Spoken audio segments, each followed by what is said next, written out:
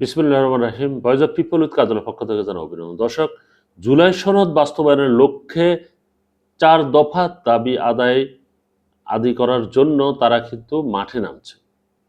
বিশেষ করে জামাত, এনসিপি, ইসলামী আন্দোলন সহ ৮টি দল মাঠে আন্দোলন করবে। তারা ঘোষণা দিয়েছে যে তাদেরকে প্রথম তাদের যে দাবি সেটা জুলাই সনদ সেটাকে আইনি ভিত্তি দিতে হবে। অর্থাৎ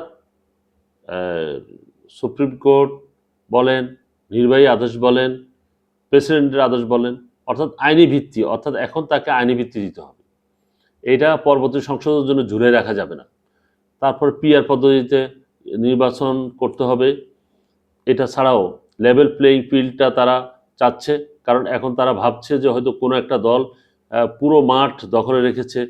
এটা ওরা ভাবছে যে কোনো দল বলতে তারা বিএনপিকে বোঝাচ্ছে।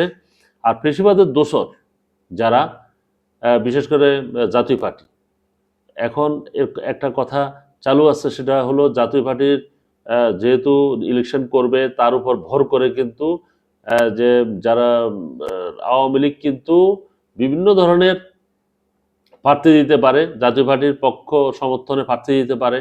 এটা একটা তাদের জন্য একটা সুবর্ণ সুযোগ আছে। এই সবগুলো ওরা টের পেয়ে গেছে, যার পরিপ্রেক্ষিতে এখন জাতীয় পার্টিকে নিষিদ্ধ করার দাবিতে তারা আন্দোলন শুরু করেছে। গণ অধিকার পরিষদ প্রথম আন্দোলন শুরু করেছে এবং সেখানে বড় মাপের একটা সংঘাত হয়েছে এবং গণ অধিকারের যে প্রেসিডেন্ট সভাপতি ভিপি নূর, তিনি মারাত্মকভাবে আহত হয়েছেন এবং উনি মাথায় আঘাত পেয়েছেন, শারীরিকভাবে আহত হয়েছেন। সত্যিকার অর্থে অনেক ওনার জীবন মৃত্যু সন্ধি করেছিলেন। আল্লাহর রহমতে উনি হয়তো বেঁচে যাবেন। জাতীয় পার্টি হলো এই পর্যন্ত প্রায় 10-12টা দলে বিভক্ত হয়ে গেছে। এখন এই যে তারা যে বিভক্ত হয়েছে, তাদের কোনো এখন অস্তিত্ব শুধু রংপুর ছাড়া আর বাংলাদেশের কোথাও তেমন কোনো নাই। তারা কোথাও যদি দাঁড়ায় সেখানে ভোট পাবে এরকম কোনো বোঝা যাচ্ছে না। অর্থাৎ আমরা যারা জনগণ তারা কিন্তু দেখতে পাচ্ছি না এই সিটে দাঁড়াইলে তারা এত ভোট পাবে, কিছুটা কন্টেস্ট করবে, এরকম বোঝা যাচ্ছে না। তবে যা হয়তো আওয়ামী লীগ যদি সমর্থন দেয় তাহলে তারা কিন্তু অনেকগুলো সিটে ওরা জিতে যেতে পারে বলে এটা ধারণা করতেছেন।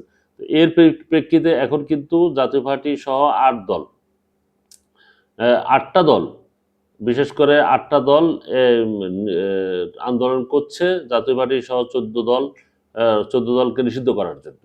তো 14 দল তো এমনিতে ওদের ওখানে মানে নেতা সর্বোচ্চ দল, ওদের কোনো বিশেষ করে কোনো কার্যক্রম নাই। তবে জাতীয় পার্টির কার্যক্রম আছে। তো তাদের যদি নিষিদ্ধ করে অথবা কার্যক্রম বন্ধ করে, তাহলে যে বিশেষ করে যেই গত সরকার যারা পালিয়ে গেছে তারা আবার আসার সুযোগ আছে, এটা ওদের ধারণা। এই জন্যই সর্বাত্মকভাবে আন্দোলন শুরু অলরেডি করে দিয়েছে কিছু কিছু দল, আর কিছু দল করবে বলে ঘোষণা দিয়েছে। দর্শক, ভালো থাকবেন। আল্লাহ হাফেজ।